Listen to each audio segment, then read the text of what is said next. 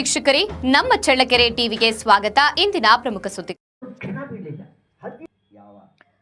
ಭಕ್ತನಾದವನು ಆಪೇಕ್ಷರಹಿತನಾಗಿ ಭಗವಂತನಲ್ಲಿ ಪೂರ್ಣ ಶರಣಾಗತಿಯನ್ನ ಬೆಳೆಸಿಕೊಂಡರೆ ದೇವರೇ ಅವರ ಯೋಗಕ್ಷೇಮವನ್ನ ನೋಡಿಕೊಳ್ಳುತ್ತಾನೆ ಎಂದು ಚಳ್ಳಕೆರೆಯ ನರಹರಿ ನಗರದ ಶ್ರೀ ನರಹರಿ ಸದ್ಗುರು ಆಶ್ರಮದ ಪೀಠಾಧ್ಯಕ್ಷರಾದ ಪೂಜ್ಯ ಡಾಕ್ಟರ್ ವೈ ರಾಜಾರಾಮ್ ಗುರುಗಳು ತಿಳಿಸಿದ್ದಾರೆ. ನಗರದ ಶಿವನಗರದ ಶ್ರೀಮತಿ ಜಿ ಯಶೋಧ ಪ್ರಕಾಶ್ ನೇತೃತ್ವದ ಶ್ರೀ ಶಾರದಾದೇವಿ ಸತ್ಸಂಗ ಕೇಂದ್ರದಲ್ಲಿ ಅಧಿಕ ಮಾಸದ ಪ್ರಯುಕ್ತ ಆಯೋಜಿಸಿದ ವಿಶೇಷ ಸತ್ಸಂಗ ಕಾರ್ಯಕ್ರಮದ ದಿವ್ಯ ಸಾನ್ನಿಧ್ಯ ವಹಿಸಿ ಅವರು ಅನನ್ಯ ಭಕ್ತಿ ಎಂಬ ವಿಷಯವಾಗಿ ವಿಶೇಷ ಪ್ರವಚನ ನೀಡಿದರು.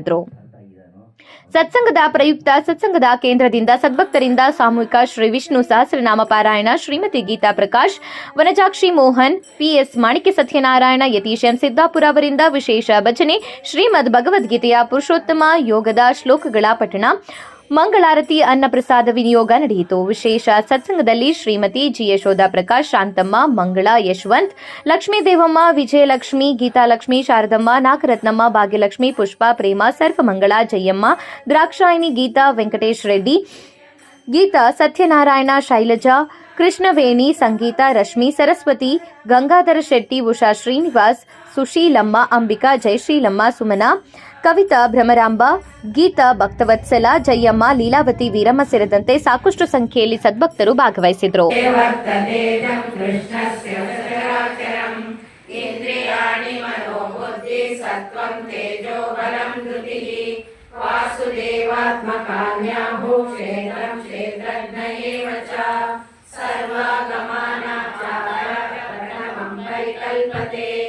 आचार प्रभो धर्मो धर्मस्य प्रभुरच्युतः ऋषयः पितरो देवा महाभूतानि धातवः जङ्गमा जङ्गमं चेदं जगन्नारायणोद्भवम् योगो ज्ञानं तथा साङ्ख्यं विद्या शिल्पादिकर्म च वेदशास्त्राणि विज्ञानमेतत्